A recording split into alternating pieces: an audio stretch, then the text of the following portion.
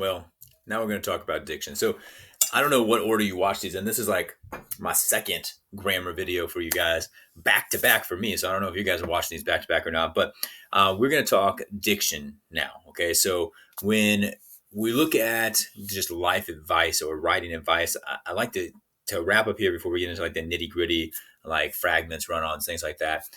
Because diction, it literally is, well, I usually call it is the power of word choice. Okay. Oh, cool. It's going to load my stuff, but you're not going to have it in the background. Oh, now it's there. There you go. Look, it's like magic. Okay. And so this is just thinking about being intentional with the words that you use. Okay. So I just want to give you some pointers. I'm going to try and make this shorter. The last one was like almost 10 minutes long. Like that was not my intention.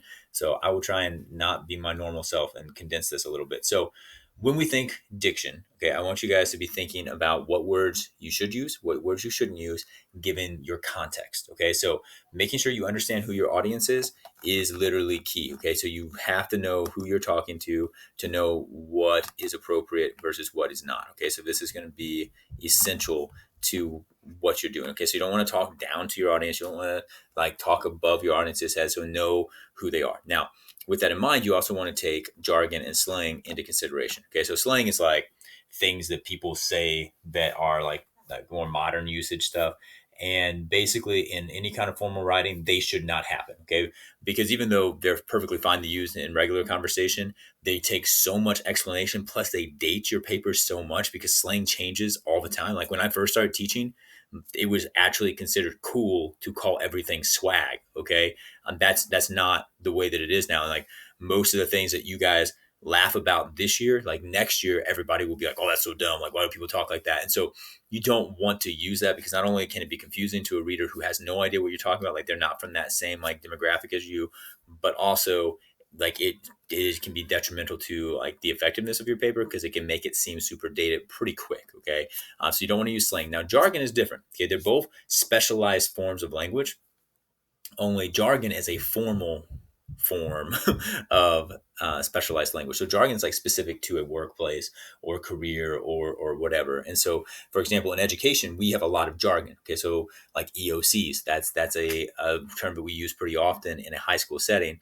But if you did not have a student who was in high school or have not had a student that has gone through high school in the last several years, you would not know that that's an end of course exam that people take. That's a state mandated test at the end of a given course, like English 2 or biology or something like that. So that would not make sense to you. So that's jargon, which is not like against the law to use in your writing, but if you use it, you just have to explain it or define it before you take for granted that your audience knows what it is. Now, if you're writing for a specific audience, like let's say I'm writing an article for an educational journal, I don't have to explain what an EOC is for that journal because my context, like kind of dictates that those people are going to know what I'm talking about. But if I'm writing something for a general audience, I have to make sure I explain my jargon. So just be aware of that.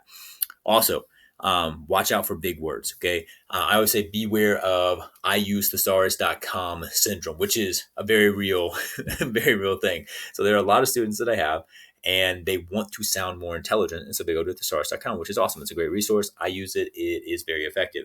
The problem with that is even when you use thesaurus.com, you have to make sure you actually know the words that you're using or do your due diligence to look those words up and make sure they actually fit your context. Because a lot of times what will happen is you'll find a big word that has a similar meaning to the word you were trying to use, but maybe it's not the same part of speech. Okay, so maybe you're trying to use a verb and you find a noun that has a kind of a parallel meaning.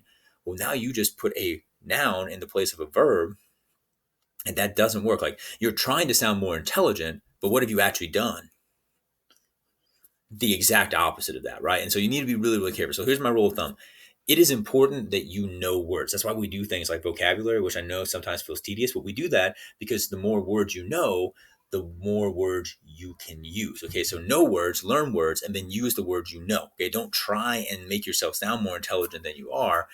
Learn words so that you have that natural, like kind of intuitive way of speaking that might sound more intelligent, but it's just you, right? Like it needs to be you.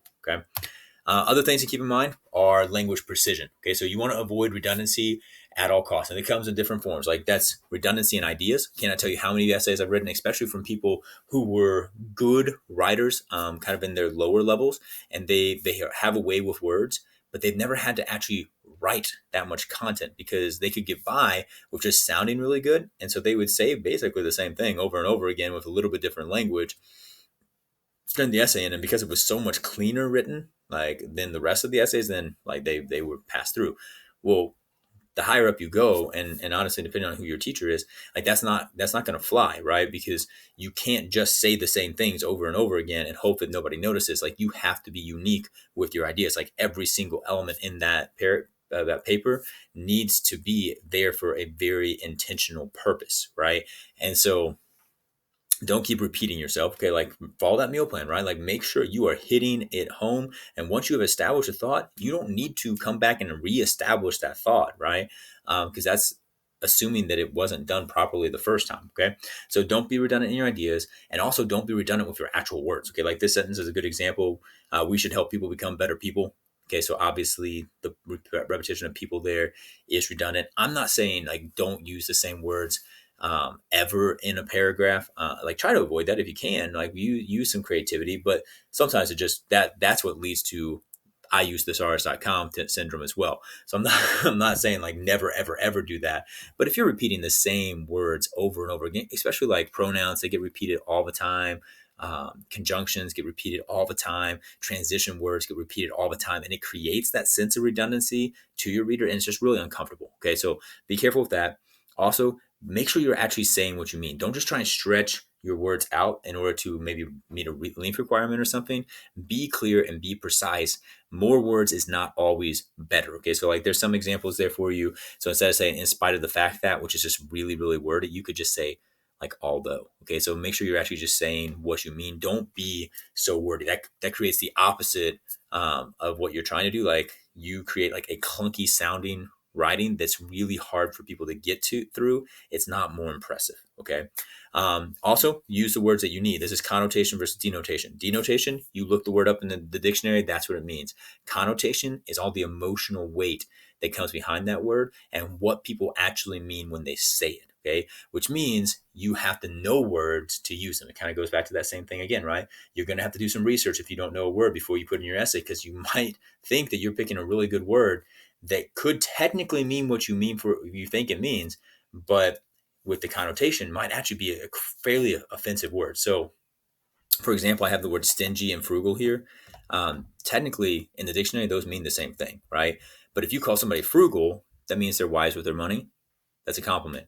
You call somebody stingy, it also means they're not spending a lot of money, but it's an insult, right? It's like calling them cheap. Okay. And so you want to make sure you understand the difference between connotation and denotation when you're using words. Okay. And again, it comes back to just knowing words. Okay.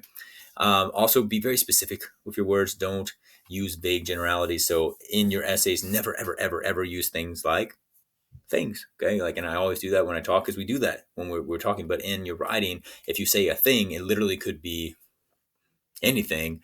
So be specific. Like, what is that thing? We'll use that word instead. Okay. Aspects, factors, areas. Those are all words that are just so vague that they need clarification. So what do you actually mean? Use that instead. Okay. If you don't know what you mean, well, that's another issue. We can talk about that later. Okay. All right. So Ben, last thing, you want to avoid things like cliches. Okay. So if your reader is going to be able to finish it before you do, unless you're doing that for effect, like to usually like some kind of comedic effect or something like that, you don't want to use it, especially if you're trying to be like really profound, but you're using something that everybody else uses too. It defeats that purpose. So like I have these examples like cool as a cucumber. Somebody always says the other side of the pillow. I'm not sure where that came from, but that's often brought up in my class.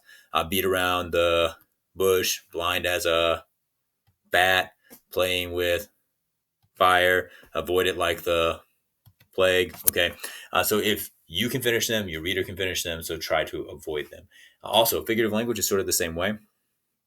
Figurative language is incredible. I love it. I love it as like someone who has a background in creative writing. I love using figurative language, but the danger of figurative language is it can actually ruin your writing. Okay. And here's why.